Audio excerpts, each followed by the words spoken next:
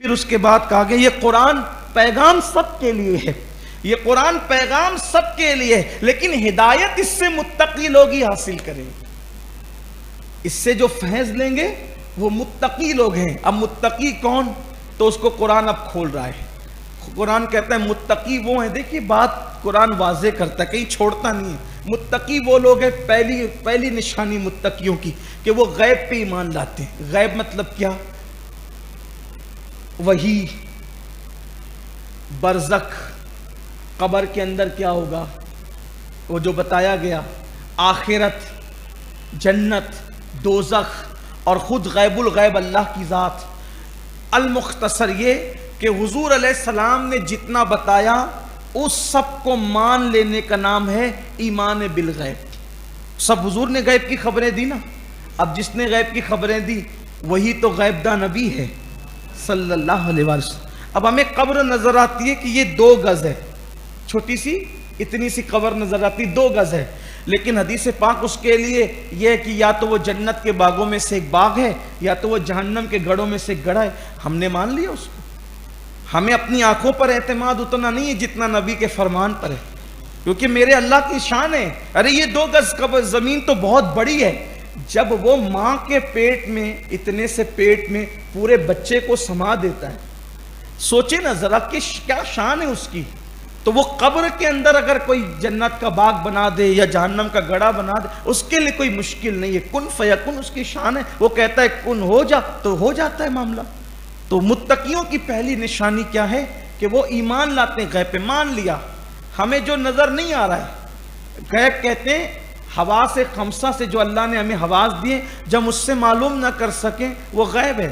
تو قیامت غیب ہے، وحی غیب ہے، آخرت غیب ہے، جنت دوزخ غیب ہے، قرآن اللہ کی کتاب ہے یہ بھی تو غیب ہے۔ حضور ہی نے بتایا نا اللہ کی کتاب ہے، سب کو مانو، یقین کرو اس پہ، ایک ذرہ برابر ہلنا ڈلنا نہیں، یقین کے ساتھ، محکم یقین کے ساتھ۔ تو یہ متقیوں کی پہلی علامت ہے۔ پھر متقیوں کی دوسری علامت بیان فرمایا کہ وہ لوگ جو ہیں نماز قائم کرتے ہیں۔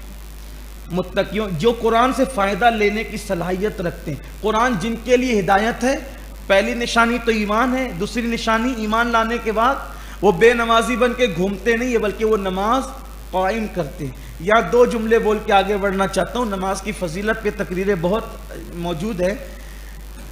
نماز پڑھنے کا حکم نہیں دیا گیا اس میں، یہاں نماز پڑھنے کی بات، پوری امت نماز پڑھ رہی ہے اس وقت، 250 کروڑ مسلمان ہیں، سب نماز پڑھ رہے ہیں، کوئی کم کوئی زیادہ، اور نماز پہ توجہ بھی ہے ماشاءاللہ لوگوں کی، مبارکباد ہے۔ لیکن قرآن نے نماز پڑھنے کا نہیں کہا، قرآن نے کہا اقامت صلاح، نماز قائم کرو۔ پڑھنے میں اور قائم کرنے میں کیا فرق ہے؟ پڑھنے میں اور قائم کرنے میں کیا؟ پڑھتے ہیں ہم، قائم کرنے والے، اقامت صلاح، اس کی تشریح میں مفسرین لکھتے ہیں اقامت صلاح کی پہلی شرط کہ جان بوجھ کر کبھی نماز چھوڑتا نہیں ہے، پہلی شرط، یعنی سر درد کر دیا، بخار آ گیا، نہیں، بیمار ہے، کتنا بھی بیمار ہے، کھڑا نہیں ہو سکتا، بیٹھ کے پڑھے گا، بیٹھ کے نہیں پڑھ سکتا، لیٹ کے پڑھے گا، اشارے سے پڑھے گا، لیکن جان بوجھ کے وہ نماز نہیں چھوڑے گا۔ اقامت صلاح پہلی چیز۔ دوسری بات، پھر اس اقامت صلاح میں ایسا نہیں کہ جیسے چاہو پڑھ لو۔ کچھ لوگ کہتے ہیں ارے اللہ قبول کرنے والے جیسے چاہو پڑھ لو۔ اقامت صلاح کے بارے میں یہ ذخیرہ ہے 1400 سالہ ہمارے پاس، اس میں یہ ہے اقامت صلاح کا مطلب یہ ہے کہ نماز کی ظاہری اور نماز کے باطنی قوانین کو سامنے رکھ کر اس پر عمل کیا جائے، یہ اقامت صلاح۔ نماز پڑھ کے چھٹی نہیں ملے گی، نماز قائم کرو۔ اب ظاہری شرطیں کیا ہیں؟ تکبیر تحریمہ سے لے کے سلام پھیرنے تک کون سے ارکان کو کس قانون کے مطابق کرنا چاہیے۔ جیسے ایک چھوٹی سی بات بتاتا ہوں، لوگ نماز شروع کرتے تو وہ یوں سر جھکاتے، اللہ اکبر، یہ نماز کے قانون کے خلاف ہے۔ آپ کو سر جھکا کے تکبیر تحریمہ نہیں کہنا ہے، آپ کو کعبے کی طرف سامنے دیکھ کر تکبیر تحریمہ کہنا ہے، یہ قانون ہے۔ صلو کما رأیتمونی اصلی کا، نماز ایسے پڑھو جیسے مجھے پڑھتے ہوئے دیکھتے ہو۔ پھر اس کے بعد یعنی دل میں کہا اللہ اکبر، سنائی خود کو بھی سنائی نہیں دیا، نماز ہی شروع نہیں ہوئی۔ اس لیے نماز سیکھو،